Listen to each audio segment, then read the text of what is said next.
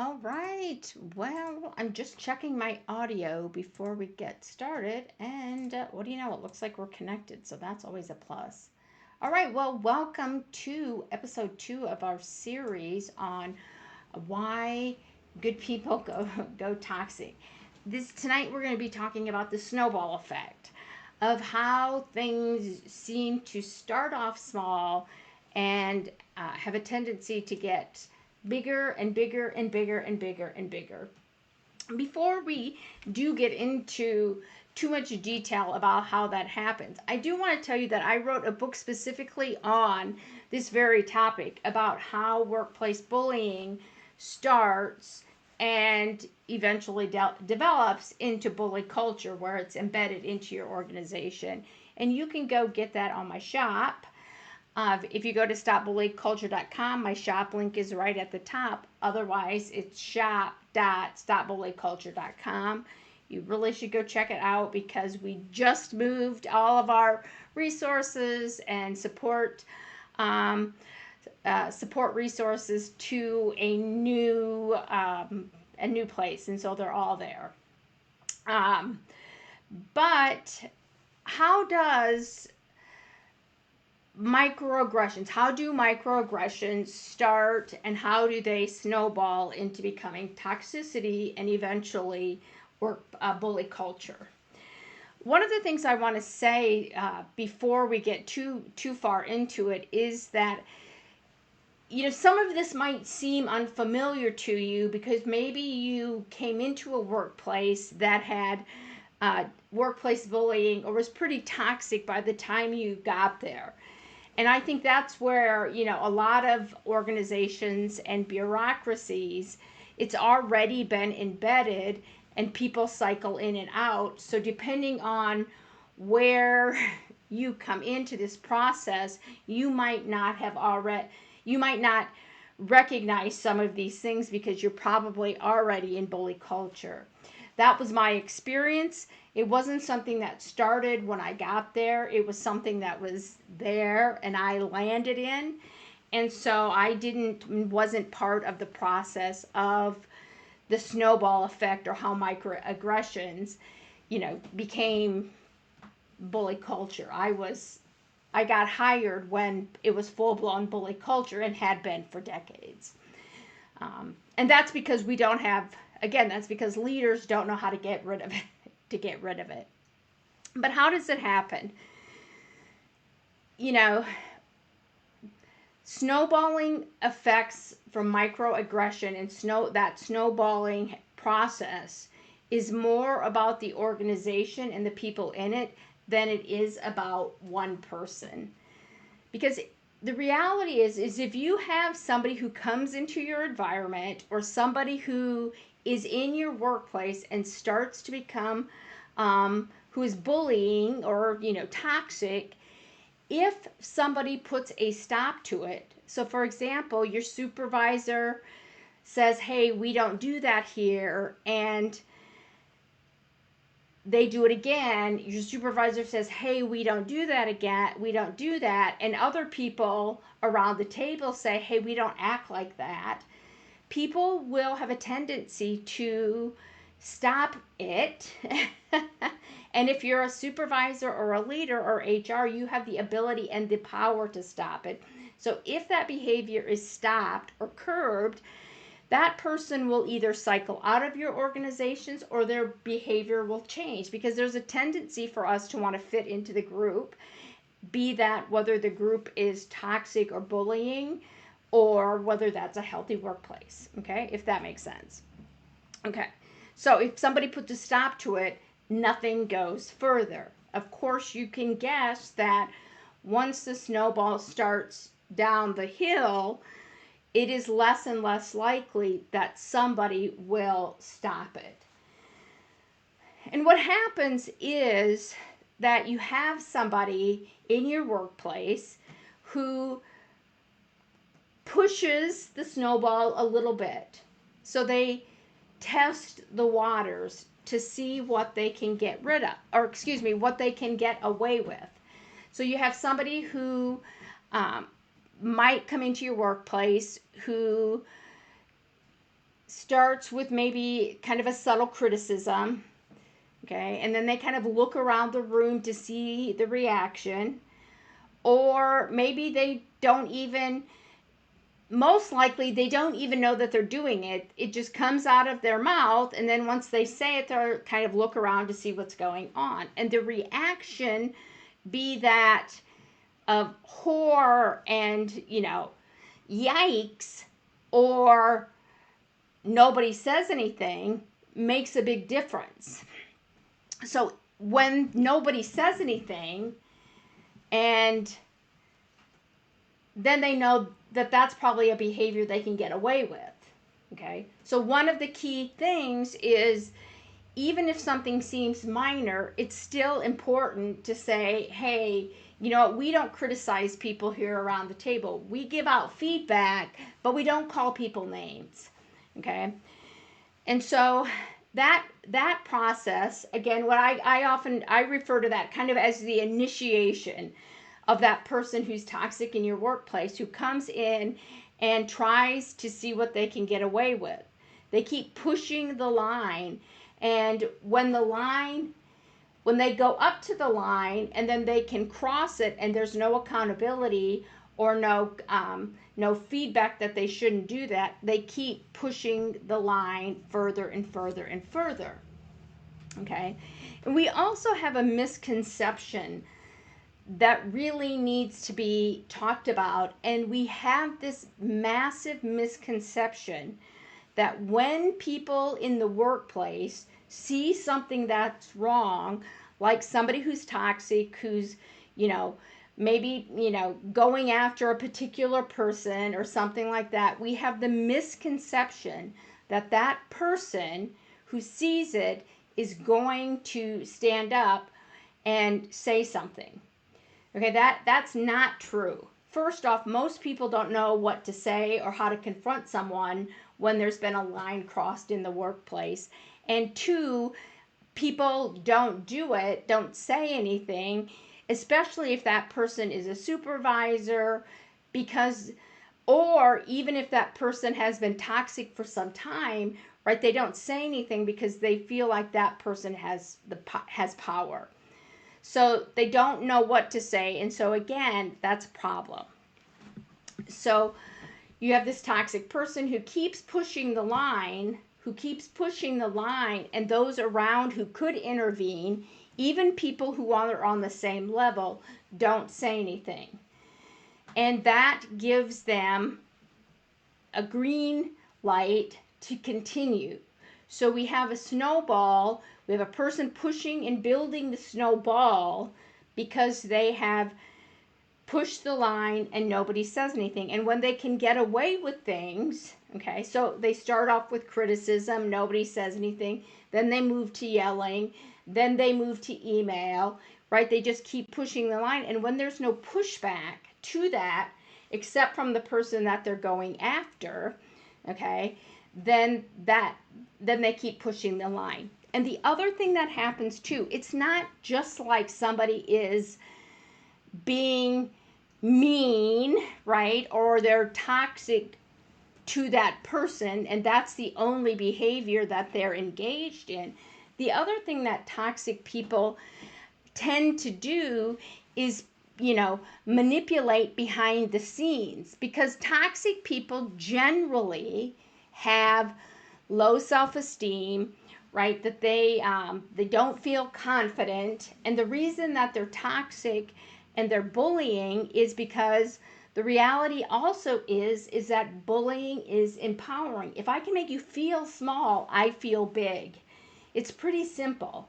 Now, one of the things we also need to realize is that we have done limited research on workplace bullies. Why is that? Well, because people don't admit they're workplace bullies, and they certainly don't want to be researched. Okay?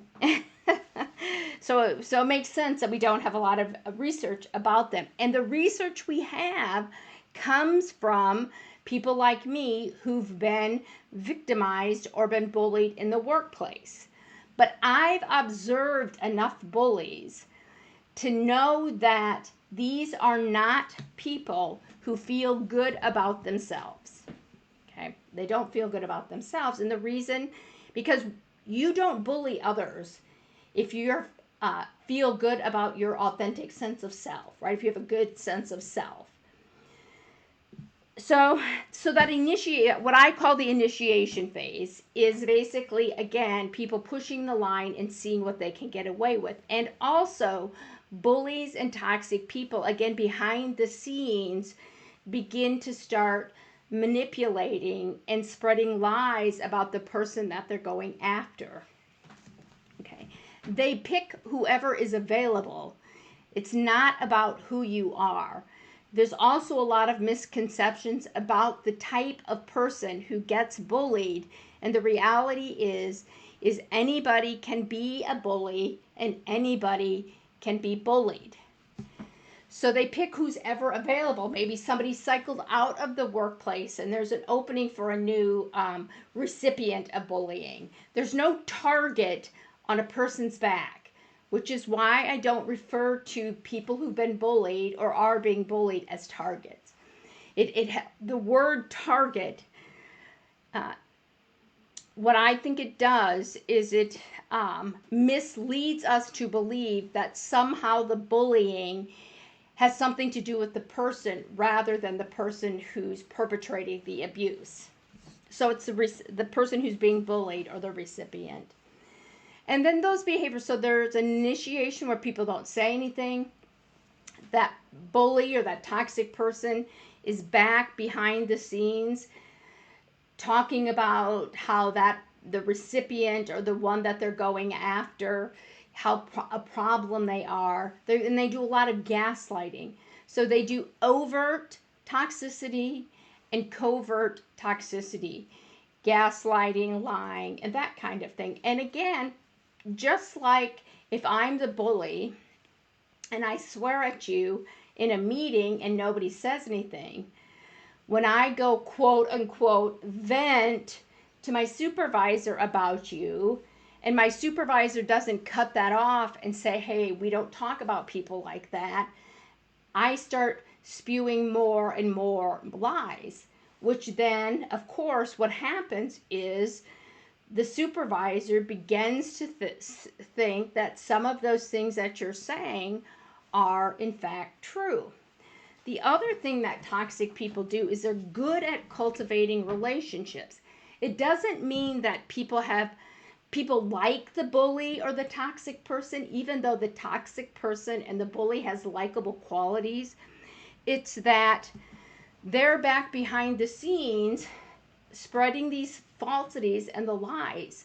So for example, if your boss, if you're the bully, you go to your boss and complain about the person you're bullying, the boss feels good that you're tattletaling. They feel good that you're letting them know those things that are happening, and oftentimes the leader or the supervisor doesn't question your motives or that you might be lying. And so then they cultivate those relationships with people who they know are in positions of power who could hold them accountable. And also those people don't hold them accountable, so they know those people aren't going to do anything to them. Okay? If that makes sense to you. So then it grows and it grows, right? And what once was maybe an irritating comment is now an everyday meeting. It's an everyday work day where people are tense, where people are worried about what's happened, where the anxiety level goes up and your team changes. You know, your team in your workplace was fairly cohesive, becomes very individualized. And the other thing that happens is you have bystanders, again, who don't always have the skills, nor do they always have the desire to stand up against the person who's bullying, especially if the bully is a supervisor or can give them a raise or can give them a promotion.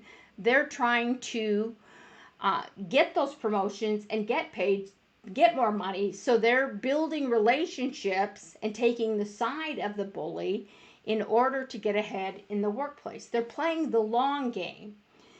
But again, I want to just step back a minute and talk about this idea of how it might have been a we are the team, and when you have toxicity and bullying, it becomes there is no team. Everybody is for themselves.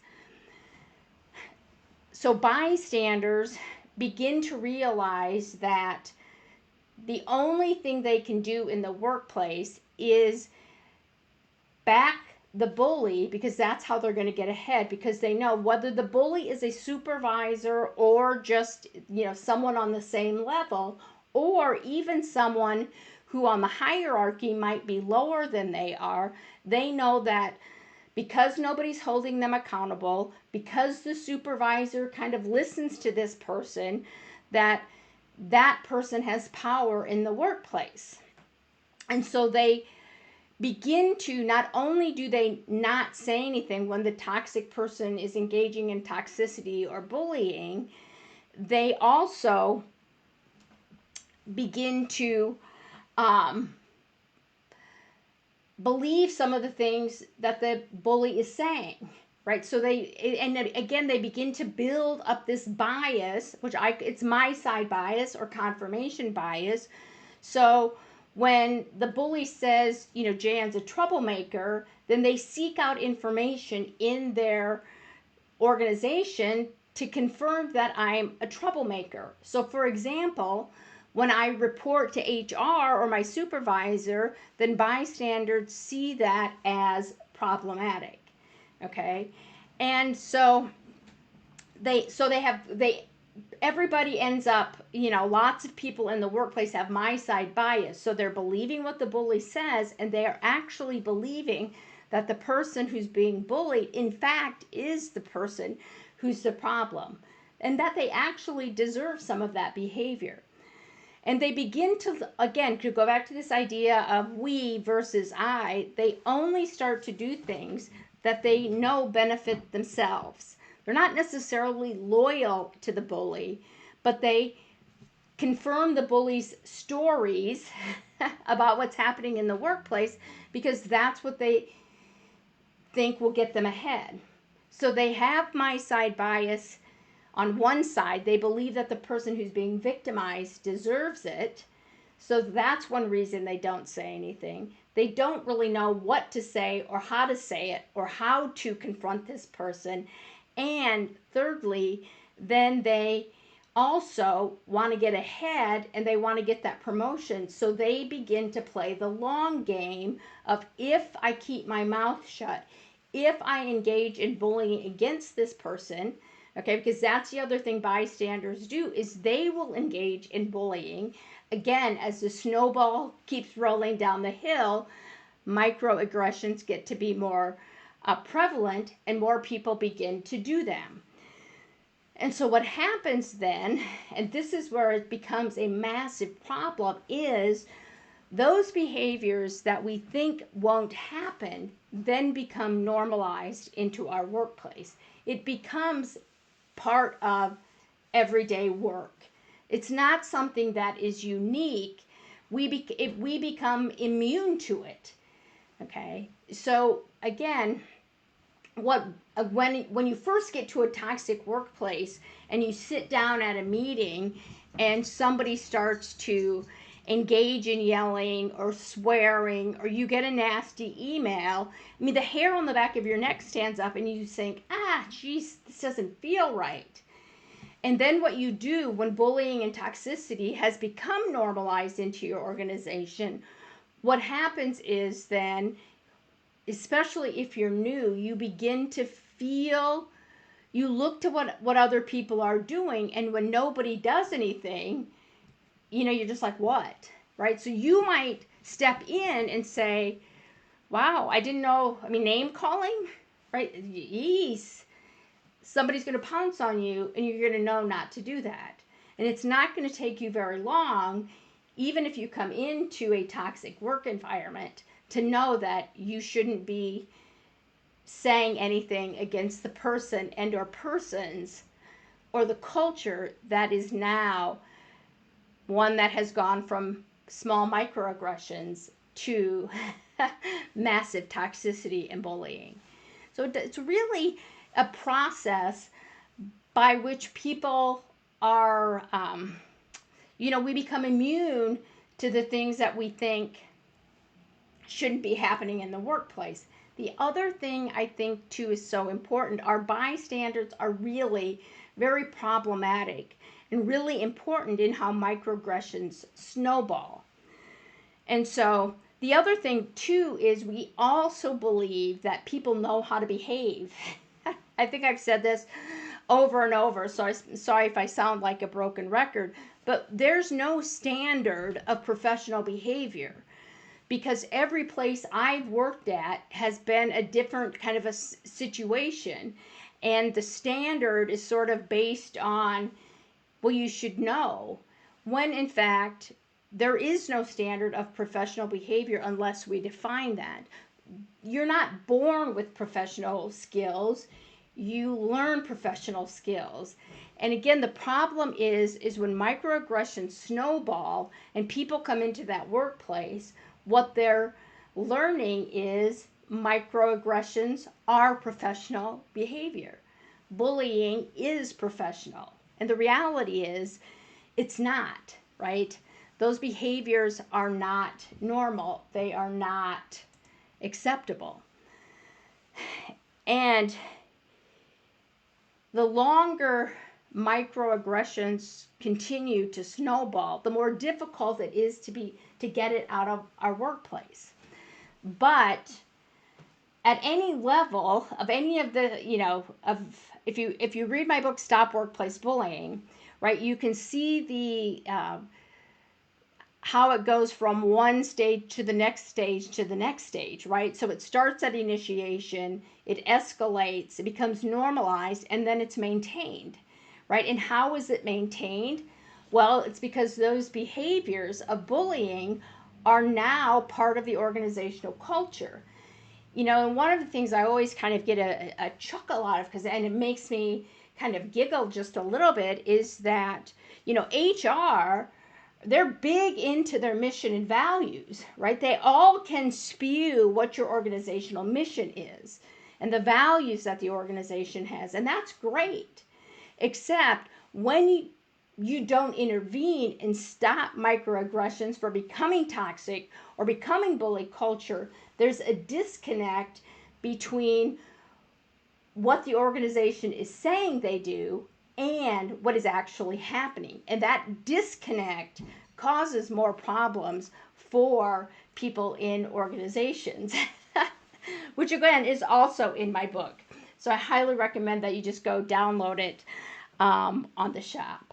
Anyway, so next week we will be on week 3 of our series. So I hope you join us for that as we kind of dig into deeper again how good people go toxic. And so we'll dig into deeper about how individuals like bystanders become toxic. So anyway, if you need anything, go ahead and let me know. I hope you're all doing well, and I will see you next week. Thank you.